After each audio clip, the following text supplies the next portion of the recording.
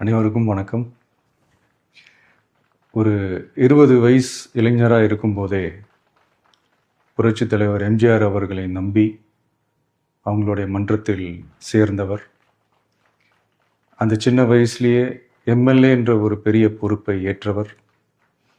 அதுக்கப்புறம் அவருடைய அந்த பயணத்தில் அந்த இயக்கத்தின் இருபெரும் தலைவர்களுக்கு ஒரு பெரிய நம்பிக்கைக்குரியவராக அரசியல் களத்தில் இருந்தவர்.